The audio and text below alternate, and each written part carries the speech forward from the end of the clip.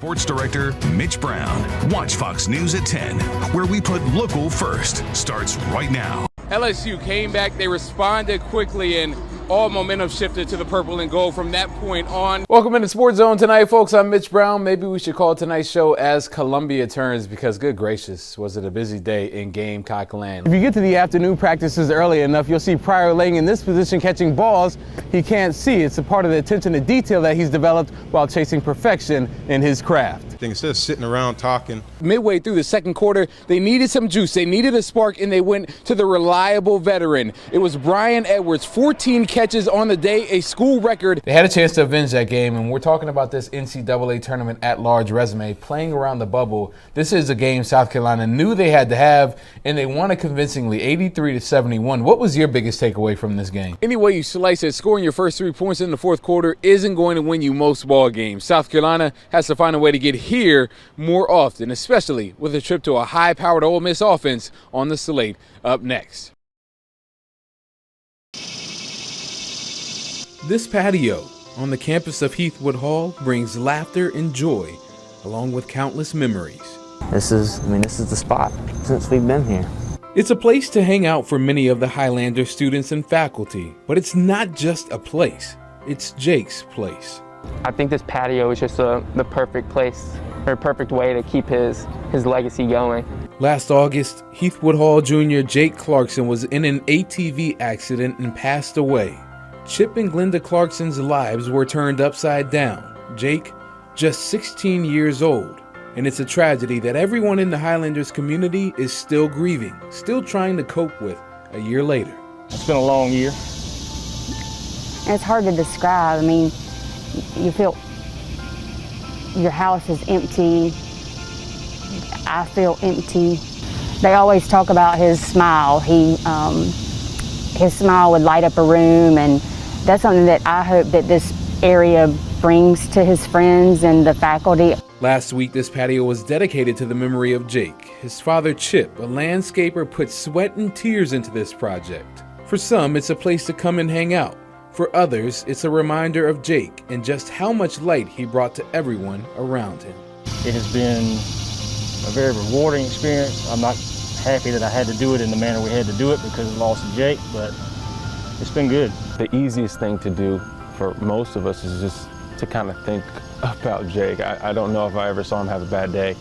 That's the piece that I'm so thankful for, that I got to know Jake more than I got to know number 8. Countless memories from a bright young soul gone too soon, but his legacy will live on forever. Football in South Carolina has no off-season. After the final whistle in the fall, the work begins for next year. For Ridgeview Jr. Michael Mason, he's got all eyes on next season. Ask anybody on his 7-on-7 team and they'll tell you he's a leader, but more importantly, a hard worker. So when he's not on the gridiron, he's on the grill and the smoker, helping his older brothers out with their new food business.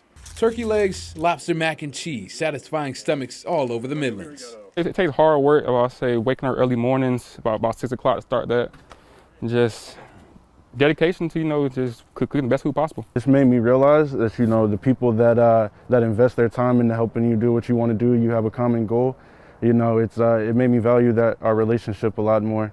Our whole lives, man, we always been into business, man. We've been selling lemonade before, selling candy. I started a video business, so it's really rewarding to see all 3 of us actually, getting in the group of things, being our own boss. Michael is the youngest of his 3 brothers, but he says that's not all bad when you get life lessons and learn about running a business before you even enroll in college. This is something that I'm gonna have to do the rest of my life. Just learn how to juggle multiple tasks at the same time, and I feel like learning now will help me out in the long run. And just especially with college, practice, more practice on your own. It's very important to me that we teach him, business skills, and I understand what he wants to do because I really want him to pursue football and whatnot. But, I feel like it's very important to have these morals and these skills. While they're in the beginning stages of a vision that includes opening a restaurant on the northeast side of Columbia, the one thing the Masons know, whether it's on the football field or in business, is that patience pays off. Is the Watch Fox Sports Zone.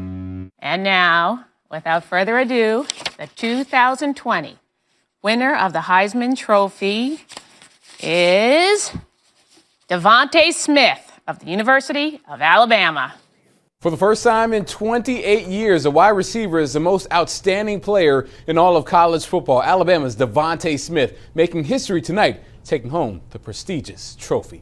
Welcome into Sports Zone tonight, folks. I'm Mitch Brown. Only one man has brought back the Heisman Trophy to the state of South Carolina. Back in 1980, George Rogers did it after a historic season at running back for the Gamecocks. Now, Smith at Alabama had a historic season himself, racking up 1,600 yards on 105 catches this season. Oh yeah, add in 20 touchdowns as well. That follows up a 2019 campaign that saw him grab more than 1,000 yards as well. Tonight, the small-town Louisiana boy shows his humble roots, thanking those that got him there, but also letting the youngsters know that if you can think it, you can achieve it.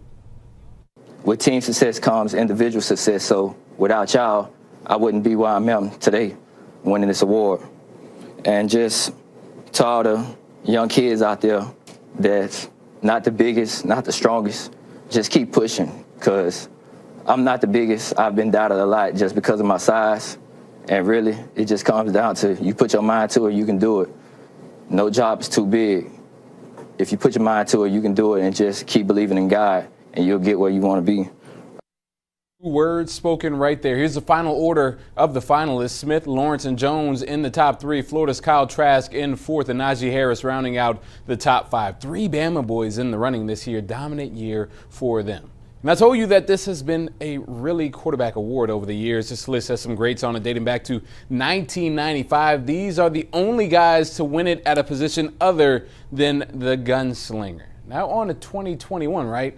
Gamecock is on the early odds list. South Carolina's Kevin Harris makes the list by MyBookie Bet Online, plus 2,000 odds for the SEC rushing champion. First Gamecock to rush for more than 1,000 yards in a season since 2013. Keep an eye out on the College Football Playoff National Championship today. Playoff Executive Director Bill Hancock saying that the game is scheduled to go on despite Brett McMurphy's report that Ohio State is dealing with coronavirus issues. Game is slated to kick off Monday night at 8 o'clock.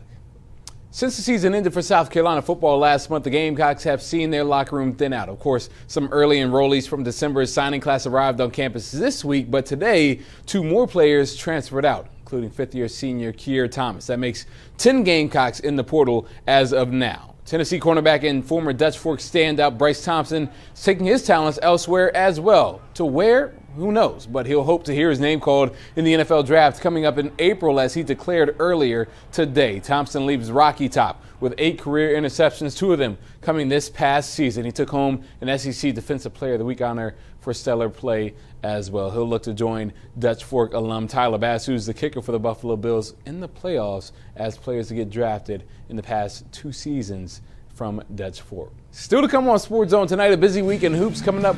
We chop it up with a couple of people and check in on an overtime thriller in the upstate. Sports Zone wraps up after the break.